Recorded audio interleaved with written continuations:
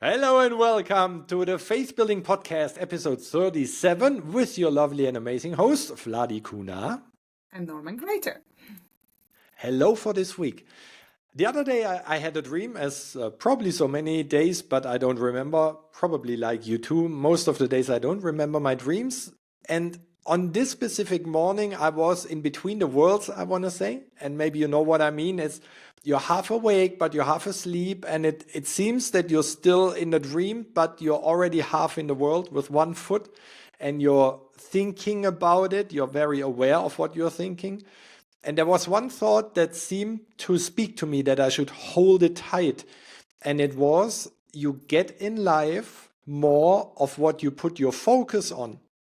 And this sentence popped up and I repeated it in my dream again and again. And I thought, can I keep this thought? I mean, it's just one sentence. You get in life more of what you focus on. And then I kind of slipped out of my bed and grabbed a piece of paper and wrote down the sentence in a very unreadable writing that I had in the morning. Then I went bed and I think then I woke up. And Vlad and I just spoke about this one sentence, and we want to talk about this today because what I realized, sometimes we are very keen in achieving something and we go in full force and we go in fully motivated, and then you see it takes longer than expected, or something happens, or something comes in between, and you're kind of thrown back and you stop doing the things, being interested in this one topic. And in my case, it is the Hollywood topic. I could not reach the producer for quite a while and tried to call him, and sometimes he wrote back, I will call you back, but whenever I tried it, it just rang through. So I decided to go into a program to learn about financing in Hollywood and about the pitch deck. And there's a lady that offers a variety of all those things. It's not that I really want to do all of it, but I want to know what's been happening. I want to know how to read a contract and how the spreadsheets are done and all those things. I at least want to know it. And it's interesting. The moment I put myself, after coming out of the dream, into the energy of Hollywood again, and it had nothing to do with the producer. I reached him last night, the first time I called again. Now you can say, yeah, that's just happening and it's just out of luck and it has nothing to do with each other. Maybe, but that's what we want to talk about today. Is it possible that what you focus in your life, you attract the vibration of the thing that you focus? So if you want to make more money, get interested in bitcoins, in not in funds, but in I don't know, in your regular account stuff, in tax savings, in investing in the stock market, whatever. Just read the stuff from it, go into the vibration of it and see what happens. Because I believe that you attract more of what you really want. What do you think, Vladi? I was just trying to find out on who said this sentence, but I didn't. But basically, it's energy flows where the attention goes. And what Norman just said is really that speaks to it. And it's so true, Norman, because think about these guys.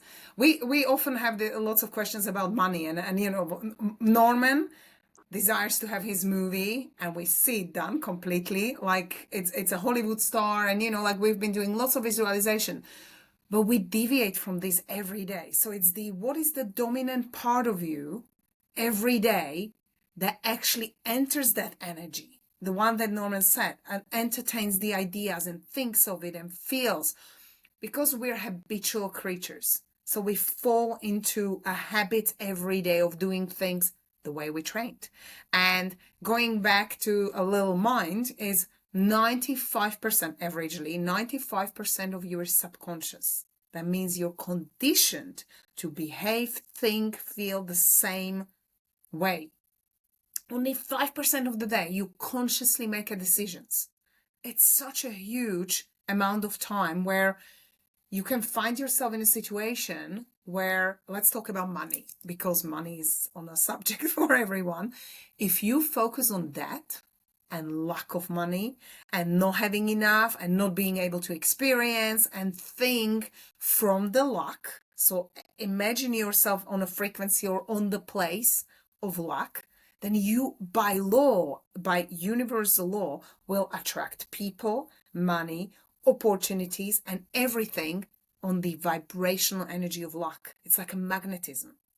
So where our attention goes, and we had a great talk with Norman. So focus on light, right? So let's say you're one of those very positive people who sees dark room. You're in a dark room and you just see the light in the door.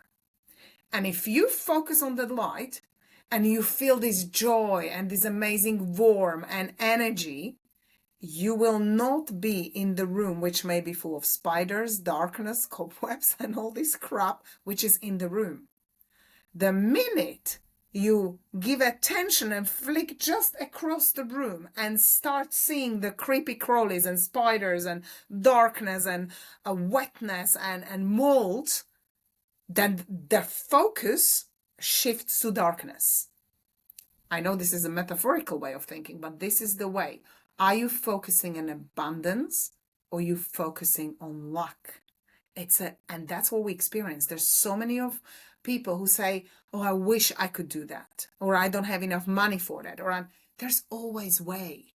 You don't need 10,000 to go and spend it. You can do it different way and still have so much fun and joy. But really, are you enjoying it? Because where your focus go, if you need to focus on making more money, then Norman's going to take over. I'll hand a mic to him.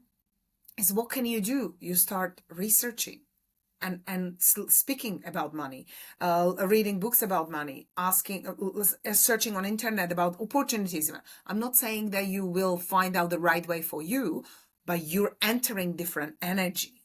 Norman, talk about the energy of entering energy of money.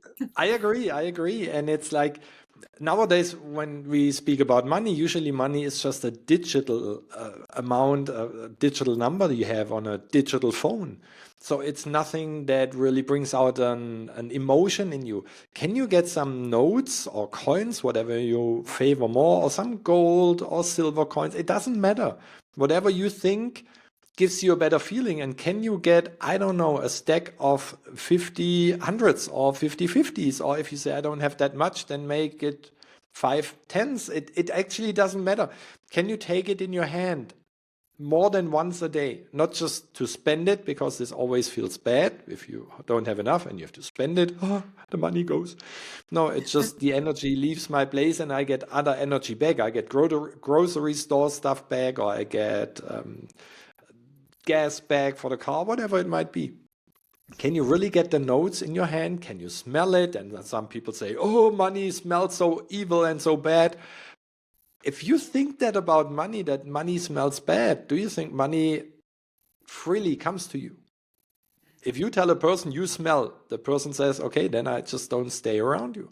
Can you touch it? Can you feel it? Can you go through all 5 senses? I don't say that you have to lick the money, but can you go through 4 senses at least?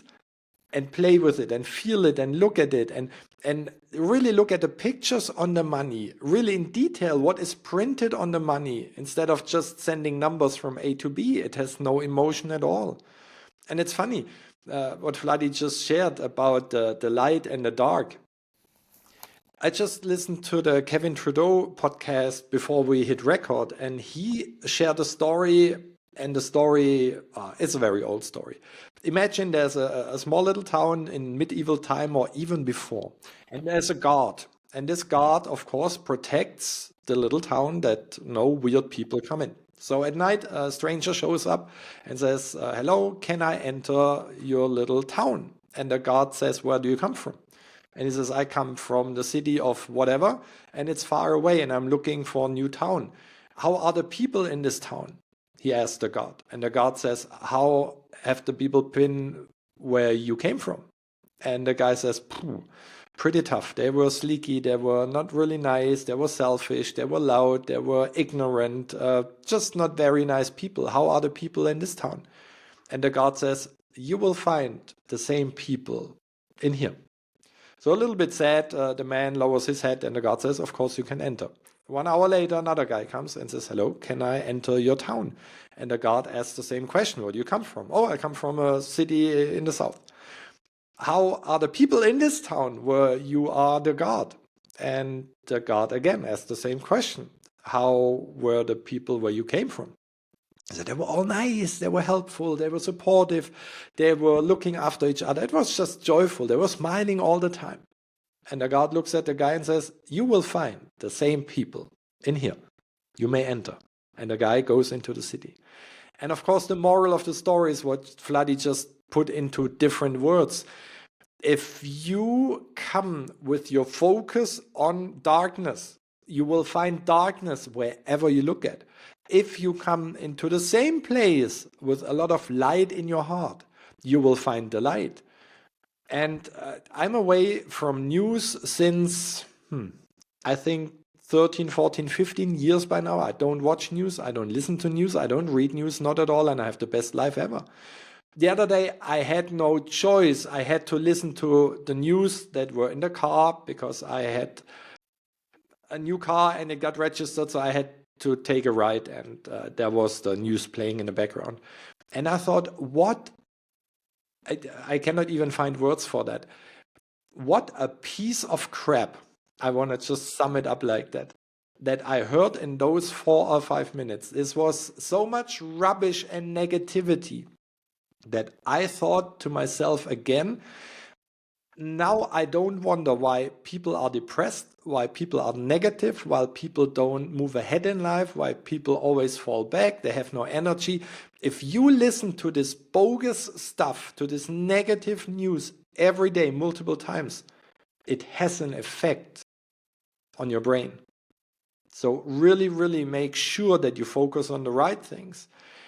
And this means if you want to have more money, like I said earlier, go to places where there is money. Even go to banks and look at the tellers and look at the people. Look at the cash itself. Get interested in, like I already said, in the stock market, in different ways where money is given, where money is handed over. Maybe you want to pay with real money instead of with your card. Just get the money that it goes through your hand. Get used to that. And the moment you're more in the vibration of whatever you want to have, same with relationships, same with goals you have, with dreams. The money will only come if you have the dream alive in your heart.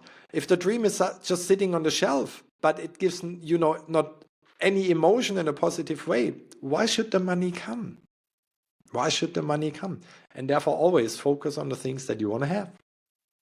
It's so amazing. Everything Norman just said, think about it or even listen to it again, because we're talking about focusing and where your energy goes. But I'd like you to invite you to even think further or deeper rather than further. It's what are the stories you tell yourself about money when you directing the focus? Can you change the focus? Could you actually just right now, don't even wait for what people usually do is they wait for some outside circumstance and condition to change before they do something else differently. And that's how it doesn't work. And this is why you're not experiencing what you would love to experience. And I'm not saying like in everything, but so many people who come to us with coaching and money would be the topic, financial freedom. It's not the money you want really. It's as the society makes you think that it's the money you want because, you will have better status and better expertise and stuff, but it isn't. Deep down, the reason we desire to have more money is because we desire to have more freedom. We desire to do things that we're in love with and we can't afford, for example. But if you're telling yourself all the time, I can't afford it, I can't afford it, I can't do that, I don't have enough money. That's the story you're telling yourself and you start believing it. You need to focus on good. Going back to Norman saying what you should focus on. Our mentor, Bob Proctor, used to say, find good in everything and everybody.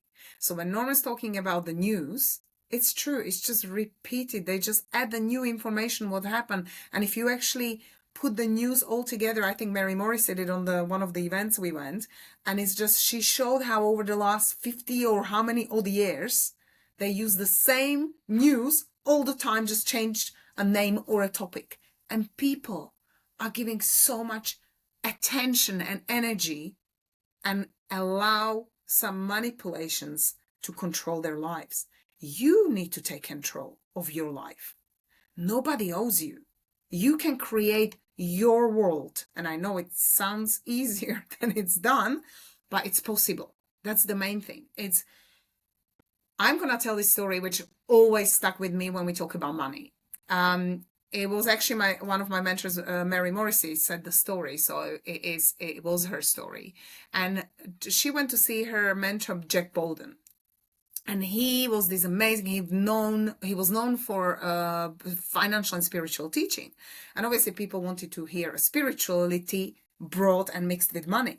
So she went to see him, and he was standing on a stage, and he had this stack of money ready, as Norman was saying, it was a cash, like feeling the money and the green dollars and, like the highest sort of amount he could have. He spread the money standing on a stage, looking down on all these people, and then he kisses the money and says, I love money. And she was saying how she said, I drove all this way to hear this spiritual guy talking about money. And this is who I came for, another ego-driven person. And I felt the same. When she was telling the story, it's funny because that was my story. I was always looking at rich people, at bad people. And the more richer you are, the worse you can become. But I love what Bob says to us he used to say to us all the time was, money only makes you more of who you are already. And Wayne Dyer said this even more beautifully, inside of you, like you're an orange, and inside of you, when you squeeze yourself, only what's inside of you comes out. You cannot squeeze orange and have a lemon juice coming out, or a strawberry juice coming out. It doesn't work. You squeeze orange juice comes out. So what is inside you, that's what comes out, because money only makes you more of who you are already. So if you're ego-driven person and really don't care, and not that we're going to label ourselves as that anyway, but truly it is. People are, money oriented. They don't care about people, love people, and use money, not the other way around. It's one of my favorite sayings, because the truth is, it's what you believe. But going back to Jack Bolden's story, really, he said to people, I love money. He said, how many of you felt repelled by me doing this? How many of you felt this guy's not even spiritual? And, people could feel like, yeah, me. He said, what if I did this differently? I would bring my 5-year-old grandson, bring him on a stage and say, I love my grandson. None of you would think I'm disgusting and not spiritual, because money hurt you. You're giving this energy. Everything is just energy. Think about this. Everything in this world is just energy.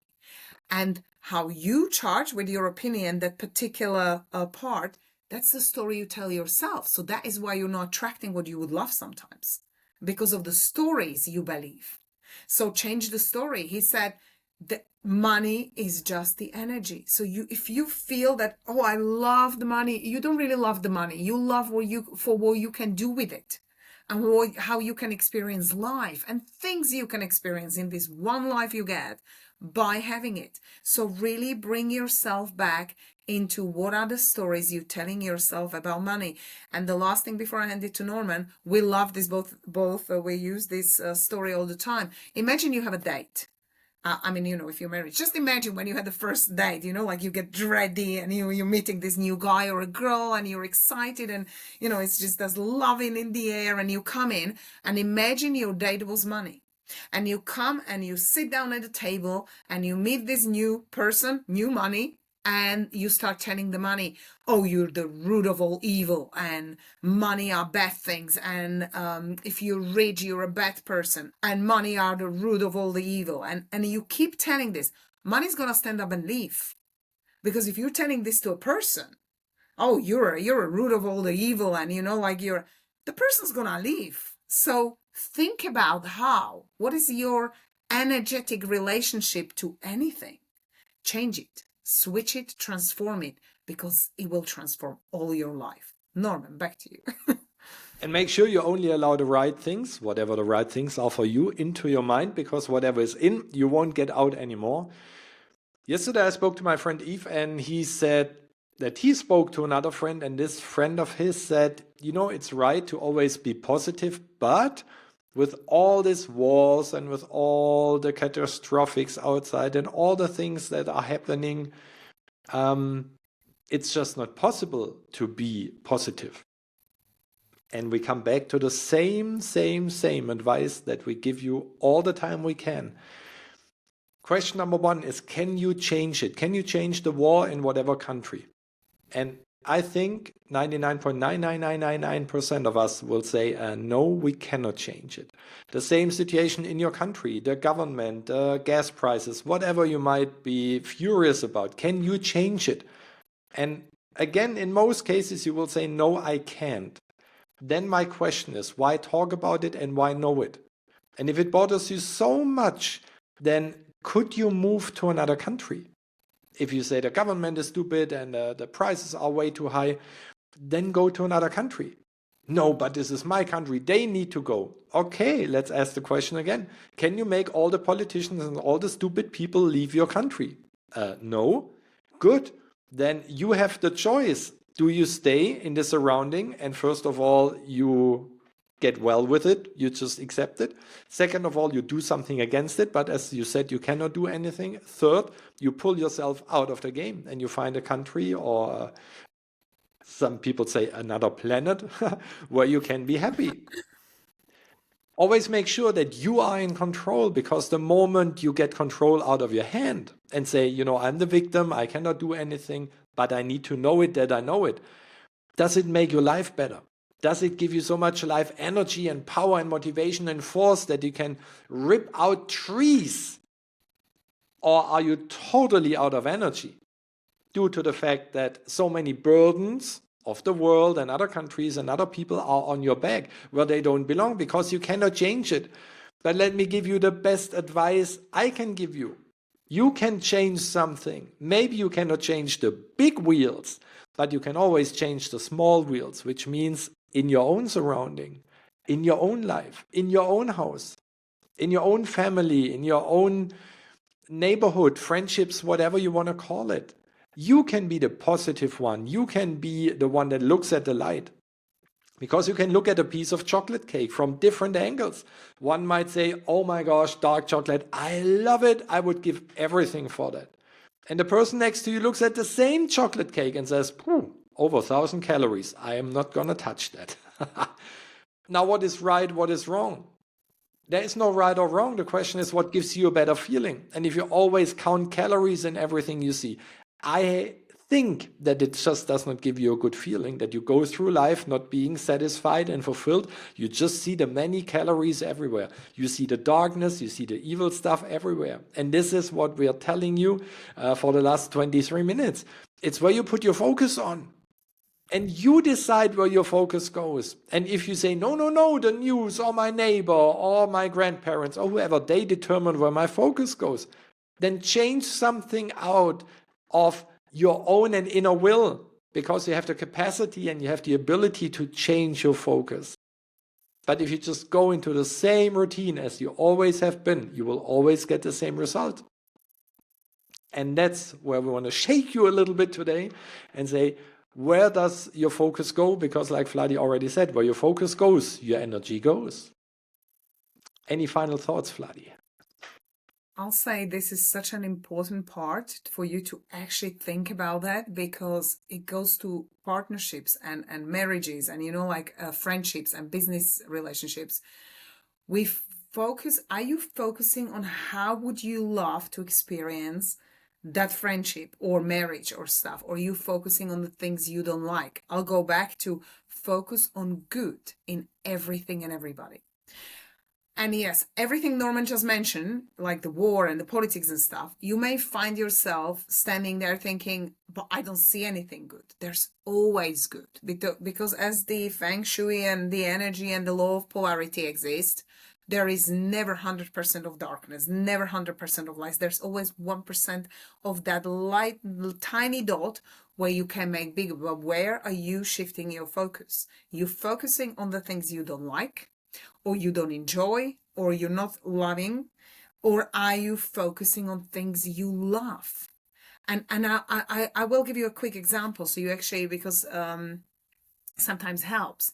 It's I was focusing on so much when my kids and my husband would leave something on the floor, like a clothes.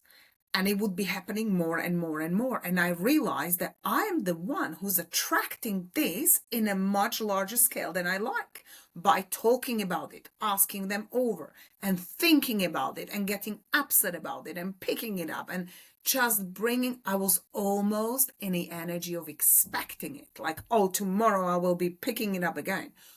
I brought more of it upon myself.